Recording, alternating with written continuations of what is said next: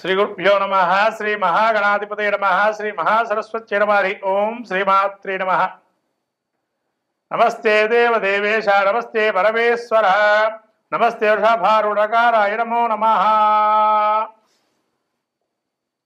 మార్చి రాశి ఫలితాలు, పాల్గొన మాసం యొక్క రాశి ఫలితాలు చెప్పుకునే ముందు మనము ఈ యొక్క మహత్తరమైనటువంటి మార్చి మాసంలో మనకు వచ్చేటువంటి పండుగల్లో ముఖ్యంగా నరసింహస్వామికి సంబంధించినటువంటి ఉత్సవాలు, నరసింహ ద్వాదశి అని, ఆమలక పూజ అని అదే రోజున, అట్లానే కామదహనం. ప్రత్యేకంగా మనకు సకలమైనటువంటి కీడులు, అంటే కీడు అనేది ఇక్కడ కాదు, ఇక్కడ కోరిక మనస్సులో ఏది సంచరించకుండా జన్మరాహిత్యం పొందటానికి ఏకైక రోజు కామదహనం. ప్రత్యేకంగా మనకు పురాణాలు చెప్పబడినటువంటి కామదహనం. కాబట్టి ఈ కామదహనంలో ఎవరికైతే ఇబ్బందులుగా జీవితంలో అనేక బాధలు పడుతున్నటువంటి వారు ఎవరైతే ఉన్నారో వాళ్ళందరూ కూడా ఈ కామదహనం రోజు ఆ యొక్క కోరికలన్నీ నశించిపోయి అన్ని రకాలైనటువంటి ఇబ్బందుల నుంచి బయటపడేయాలని సాక్షాత్తు ఆ పరమేశ్వరుడు యొక్క త్రినేత్రధారి అయి ఆ కాముడిని అంటే ఇక్కడ మన్మధుడిని దహింపజేసేటువంటి సంఘటన మనకు చోటు చేసుకోవటం, తద్వారా సమస్తమైన కోరికలు నశించిపోయి పరమాత్ముడి యొక్క సాన్నిధ్యం పొంది ఆ యొక్క కొత్త వసంతాల్ని, అదే వసంతోత్సవంగా చెప్పబడింది. ఇటువంటి వసంతోత్సవాన్ని మళ్ళీ కొత్త రంగులు పులుముకోవాలి జీవితంలో అని చెప్పి మనకు జీవితంలో ఈ పాల్గొన మాసంలో వచ్చేటువంటి మహాలక్ష్మి జయంతిగా ఉత్తర భారతంలో ప్రత్యేకమైనటువంటి ఈ యొక్క మనకు తెలుపబడింది. అట్లనే బృందావనంలో కృష్ణుడికి అనేక రకమైన గోపికలతో ఆ యొక్క తన యొక్క ప్రేమామృతాన్ని కురిపించినటువంటి, తద్వారా లోకమంతా ప్రకృతి సిద్ధమైనటువంటి ప్రకృతిలో మనం ఎట్లా ప్రేమత్వాన్ని చూపించాలి, ప్రేమతత్వాన్ని అని చెప్పి కృష్ణుడు బోధించేటువంటి వసంతోత్సవము.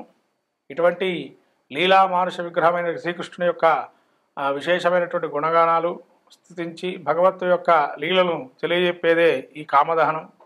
అట్లానే మనకు చివరగా ఇంకా ఈ యొక్క మాసంలో లక్ష్మీనరసింహస్వామికి సంబంధించి ప్రత్యేకమైనటువంటి స్వయంభూ దేవతా స్థలాల్లో అనేక ఉత్సవాలు జరపటం. అట్లానే మనకు మన రాష్ట్ర ముఖ్యంగా యాదగిరిగుట్టలో స్వర్ణ గోపుర విమానోత్సవాన్ని కుంభాభిషేకాన్ని చేయటం అటువంటి మహత్తరమైనటువంటి మాసంగా పరిగణింపబడుతుంది. కాబట్టి పాల్గొన మాసంలో ఆ నరసింహం యొక్క క్షేత్రాలు దర్శనం చేసుకొని ఆ నరసింహుడి యొక్క అనుగ్రహాన్ని పొందాలని ఈ యొక్క ఆ యొక్క పాల్గొన మాసంలో, అట్లానే త్రినేత్రధారి అయిన ఈశ్వరుడు యొక్క స్వరూపాన్ని, ఈశ్వర తత్వాన్ని గ్రహించడానికి, పరమాత్మ యొక్క స్వరూపాన్ని తెలుసుకోవడానికి ఆ యొక్క ఈశ్వర అంటే పుణ్యక్షేత్ర దర్శనం చేసుకోవటం. అట్లనే కొత్త ఉగాదికి మనకు అనేక రకాలైనటువంటి ఇబ్బందులను తొలగిపోయి నూతనమైనటువంటి మళ్ళీ సంవత్సరంగా మనకు ప్రసాదించే అనేక దేవతా తీర్థక్షేత్ర దర్శనాలు, ఇటువంటివన్నీ కూడా ఈ యొక్క పాల్గొన మాసంలో చేసుకుంటే విశేషమైనటువంటి ఫలితాన్ని పొందుతారని మనకు ధర్మ శాస్త్రం తెలుపబడింది. కాబట్టి ఈ మాఘమాసంలో ఇటువంటి మహత్తరమైన పుణ్య పర్వదినాలను మనం చేసుకుని సాక్షాత్ ఆ యొక్క ఈశ్వరుడు అట్లానే మహావిష్ణు స్వరూపమైన నరసింహస్వామి అనుగ్రహాన్ని పొంది సకలమైన విజయాలు పొందాలని ఈ యొక్క పాల్గొన మాసంలో మనం ముందుగా ధనుసు రాశి ఫలితాలు చెప్పుకుందాం.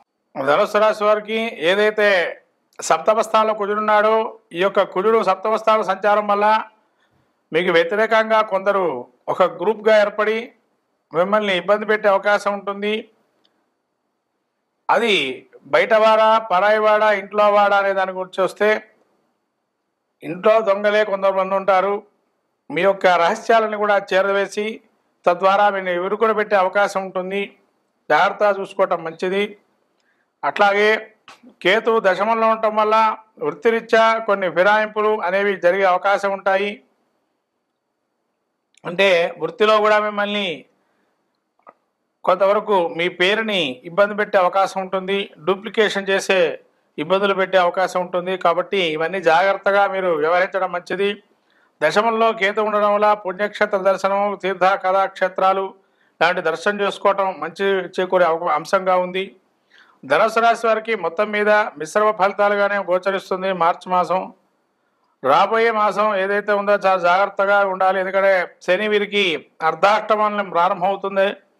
కాబట్టి ఇదే చివరి మాసంగా ఈ మార్చి నెలలోనే చాలా మటుకు కొంతవరకు అప్రమత్తతో ఉండినటువంటి సహచర వర్గాన్ని పెట్టుకోవడం మంచిది. ఎందుకంటే మీకు తెలియకుండా కొన్ని రహస్యాలు చెరవేసే అవకాశం ఉంటుంది. ఇంట్లో ఈశ్వరుడు పట్టలేనంటారు.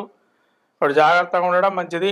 తద్వారా ధనుసు రాశి వారికి ఇంకా పరిహార మార్గాలుగా శివుడికి అభిషేకం చేసుకోవటం, అట్లానే ఇంకా కుజుడికి సుబ్రహ్మణ్య క్షేత్ర దర్శనం చేయటం వల్ల, గురుక్షేత్ర దర్శనం చేయటం వల్ల మంచి ఫలితాలు చేకూరుతాయి ధనుసు రాశి వారికి. ఈ ద్వాదశ రాశి వారికి మార్చి మాసం పాల్గొన మాసంలో ఒక జాతకంలో కూడా దశాంతర దశలు కూడా చూసుకొని అదొక 50%, ఇదొక 50%గా గోచారాన్ని ఫలితాన్ని కూడా చూసుకోవాలి. తద్వారా ఫలితాలు ఉంటాయి, శుభ ఫలితాలు. అట్లాగే ఈ ద్వాదశ రాశి వారికి ప్రత్యేకంగా చెప్పడం ఏంటంటే, ఈ మాసంలో ప్రత్యేకంగా శని మారే అవకాశం ఉంది కాబట్టి కొన్ని రాశుల వారికి మంచి, కొన్ని రాశుల వారికి చెడు జరిగే అవకాశం ఉంటుంది. కాబట్టి వాళ్ళకి శని యోగప్రదుడా కాదా తెలుసుకోవాలి జాతక చక్రంలో. అందుకని జాతక చక్రం పరిశీలన చేసుకోండి. యోగప్రదంగా ఉంటే మంచి ఫలితాలు, అవయోగప్రదంగా ఉంటే అవయోగ ఫలితాలు ఇస్తారు. ఇది అందరికి గమనించాల్సిన విషయం ద్వాదశ రాశుల వారు. కాబట్టి ఈ గమనించినటువంటి విషయాన్ని మీరు మళ్ళీ ఒకసారి పునఃసమీక్షించుకొని జాతక చక్రాన్ని, తద్వారా దానికి సంబంధించినటువంటి శాంతి ప్రక్రియలు చేసుకోవటం అనేది మంచిది. ముఖ్యంగా శక్తి లేని వారు ఎవరైతే ఉంటారో శాంతి ప్రక్రియలు చేసుకోవడానికి కనీసం స్తోత్ర పాలనాలు కానీ, స్తోత్రాన్ని వినటం కానీ, శ్రవణం కానీ, నామస్మరణ కానీ, క్షేత్ర దర్శనం కానీ లాంటివి చేయటం వల్ల కూడా మంచి ఫలితాలు సాధిస్తారు ద్వాదశ రాశుల వారు. కాబట్టి ద్వాదశ రాశుల వారు ఈ యొక్క మార్చి మాసంలో మనకు వచ్చేటువంటి పండుగల్లో కామదహనాన్ని ఏదైతే ఉందో హోళికా వసంతోత్సవం అని, ఆ ఉత్సవంలో అన్నీ కూడా దహించుకుపోయి, అంటే మనకు ఉండేటువంటి కోరికలు, అవయోగ కోరికలు ఏవైతే ఉంటాయో అవి దహించి శుభ పరిణామాలు వచ్చే అవకాశాన్ని తీసుకోవాల్సిందిగా కోరుతున్నాను.